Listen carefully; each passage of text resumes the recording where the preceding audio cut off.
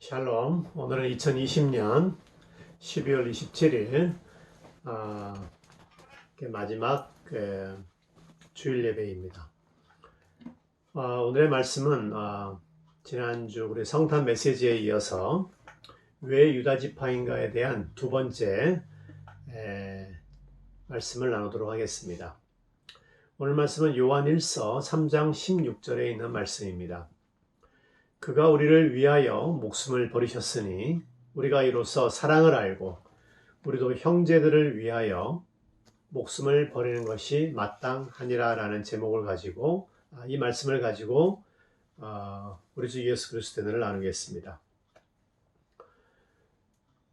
지난주 말씀드린 것처럼 한때 동생을 시기하여 또 미워해서 입시도로 팔았던 유다의 회개와 태도는 그리스도 예수님의 사역을 예표하게 되었습니다.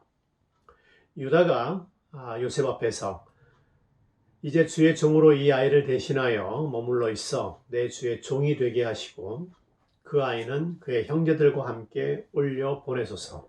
이것이 유다가 정말 진심으로 회개했음을 보여주는 그러한 구절을 얘기할 수 있습니다.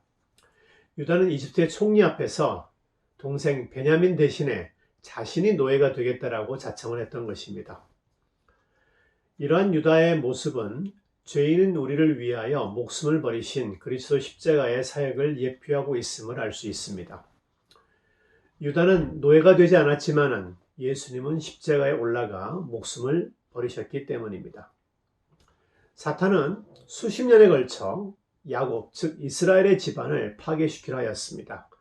사탄이 사용한 그 무기는 형제들로 하여금 요셉을 질투하여 시기심을 불러일으키는 것이었습니다. 요셉을 이집트의 노예로 팔아 형제 간의 배신과 분열을 조장했으며 야곱을 절망하게 만들었습니다. 그뿐만 아니라 이제 약속의 땅에 가뭄을 통해서 굶어 죽이거나 또는 그 땅을 떠나게 만들었습니다. 하지만 어떠한 불행과 고난도 이스라엘, 이 야곱의 집안을 향한 하나님의 사랑은 끊을 수가 없었습니다. 회개한 유다를 통해 형제간의 배신과 분열은 마침내 치유되었고 기아, 가뭄의 위협에서 가족 전체가 구원을 받은 것입니다. 무엇보다도 여기서 주목해야 될 것은 죽었다고 생각했던 요셉이 이집트의 총리가 되어 살아있다는 소식을 들은 야곱의 기쁨입니다. 창세기 45장 26절을 보면은 요셉이 지금까지 살아있어 애굽 땅 총리가 되었습니다.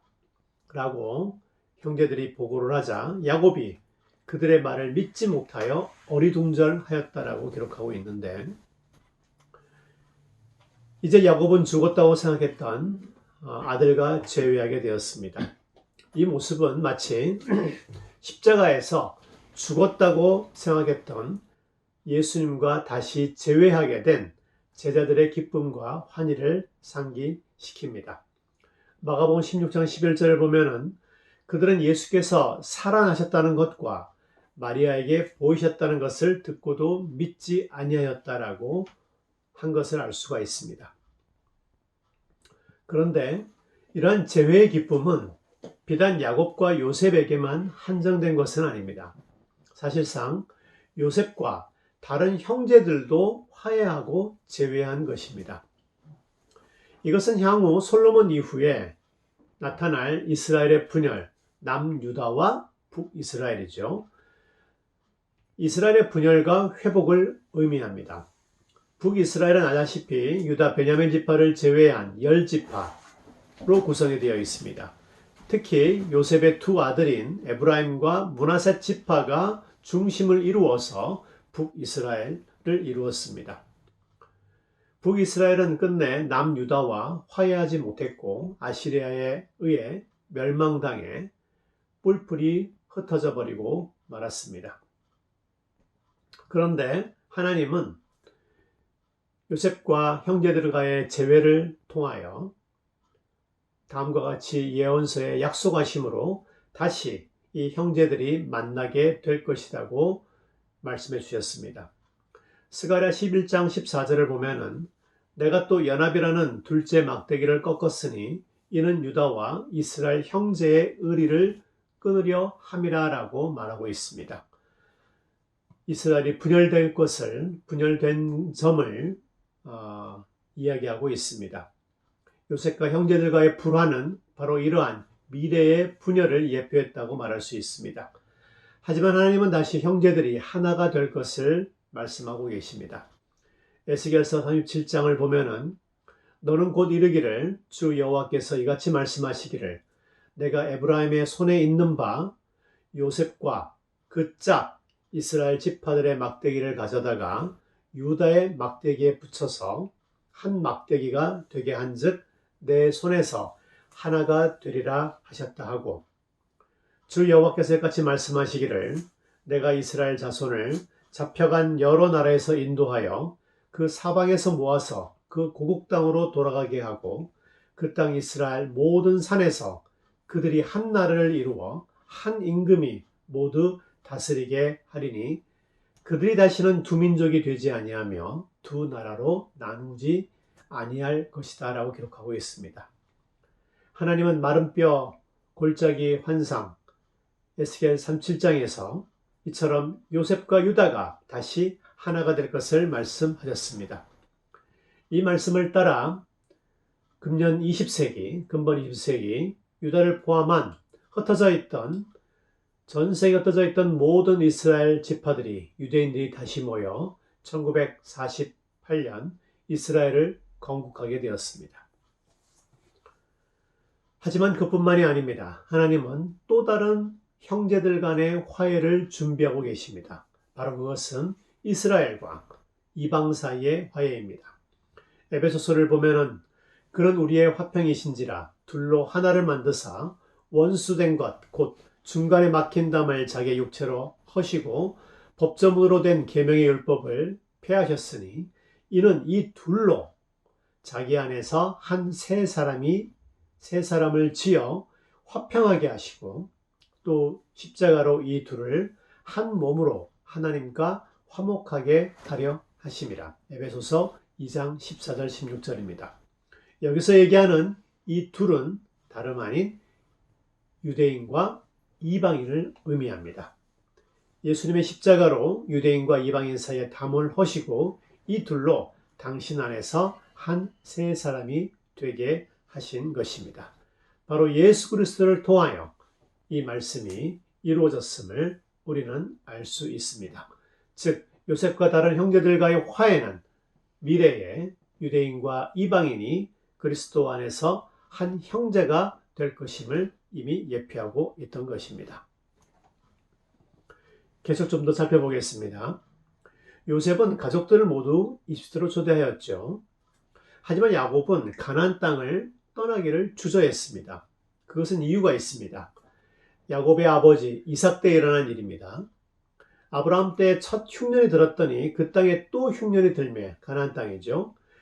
이삭이 그랄로 내려가서 블레셋 왕 아비멜렉에게 이르렀더니 여호와께서 이삭에게 나타나 이르시되 애굽으로 내려가지 말고 내가 내게 지시하는 땅 가나안 땅에 거주하라라고 말씀하고 있습니다. 이처럼 야곱은 자기 아버지 이삭이 경험했던 그 사건을 기억하고 있습니다. 흉년 때 그랄 더 내려가서 이집트로 내려가려 하였지만은 하나님은 이삭에게 내려가지 말고 그곳에 머무르라고 하였습니다. 바로 그러한 이유 때문에 야곱은 계속해서 어떠한 일이 있어도 약속의 땅에 머물렀던 것입니다. 하지만 이번엔 달랐습니다. 하나님은 야곱에게 이집트로 내려가라고 얘기합니다. 창세기 46절을 보면은 그날 밤이라고 하는 것은 야곱이 요셉에 의해서 초대를 받아서 이집트로 내려오라라는 전가를 받았을 때입니다. 그날 밤에 하나님이 이상 중에 이스라엘에게 나타나, 즉 야곱이죠. 야곱에게 나타나 이르시되 야곱아 야곱아 하신지라. 야곱이 이르되 내가 여기 있나이다 하매 하나님이 이르시되 나는 하나님이라. 내 아버지의 하나님이니 애굽으로 내려가기를 두려워하지 말라. 내가 거기서 너로 큰 민족을 이루게 하리라. 내가 너와 함께 애굽으로 내려가겠고 반드시 너를 인도하여 다시 올라올 것이며 요셉이 자신의 손으로 내 눈을 감기리라. 창세기 46장 2절 4절입니다.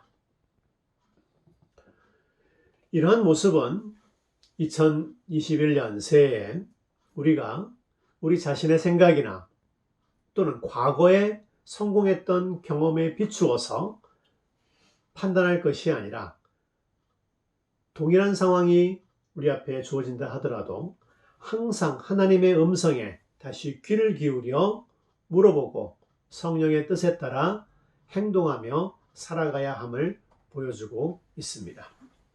잠언 5장 6절을 보면은 너는 마음을 다하여 여호와를 신뢰하고 내 명철을 의지하지 말라.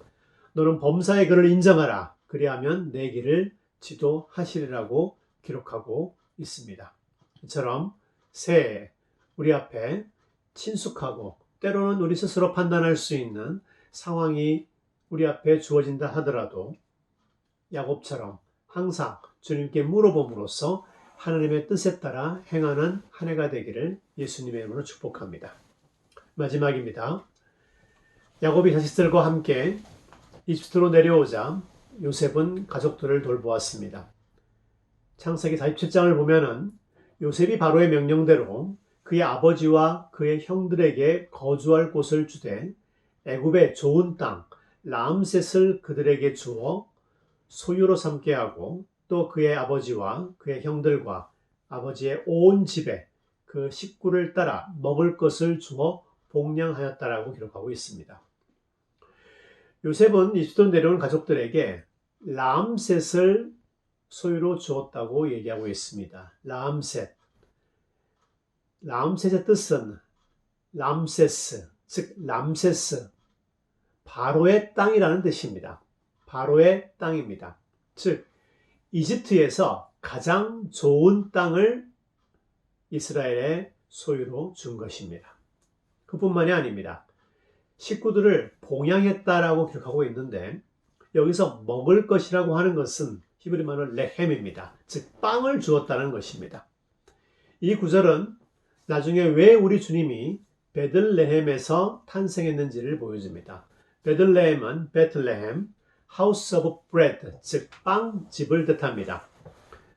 우리 주님은 요셉처럼 우리에게 가장 좋은 왕의 땅과 빵을 공급하실 것임을 예표하고 있습니다. 그뿐만이 아닙니다. 요셉이 제공하여 살게 한 땅과 빵은 그들의 생존 기간에만 제공되는 것이지만은 우리 주님이 제공하는 빵은 영생을 위한 빵입니다. 요한복음 6장 51절을 보면은 나는 예수님은 하늘에서 내려온 살아있는 빵이다라고 말씀하고 선포하고 있습니다. 사람이 이 빵을 먹으면 영원한 생명, 영생하리라라고 기록하며 우리가 잠시 후에 나눌 이 성찬의 떡에 대하여 내가 줄 떡은 곧 세상의 생명을 위한 내 살이라라고 말씀하셨습니다. 사랑하는 형제자매 여러분, 이처럼 유다의 회개로 시작한 야곱과의 재회는 야곱과 죽었다고 생각했던 요셉의 재회를 만들었고 또한 부활하신 주님과 제자들 간의 재회를 만들었고 요셉과 다른 형제들 간의 화해로 이루어졌으며 이것은 후에 유대인과 이방인이 하나가 되며 모든 이스라엘이 다시 만나 국가를 세우게 된 놀라운 기적으로 이루어졌습니다. 유다의 회개를 시작한 이 조그마한 사건은 살아있는 빵이신 예수 그리스도를 통해서 우리가 오늘 람셋 왕의 땅을 소유하며 영원한 생명의 떡을 항상 가질 수 있는 기적으로 현실로 이루어졌습니다. 2020년 한 해를 마무리하면서 이처럼 유다 지파의 사자, 라이언, 유다 지파의 사자로 오신 예수 그리스도를 통하여 오늘 제가 이 설교에 언급한 모든 기적과 은혜가 넘치는 남아있는 한 해가 되며 새해가 되기를 예수 그리스도의 이름으로 축복합니다.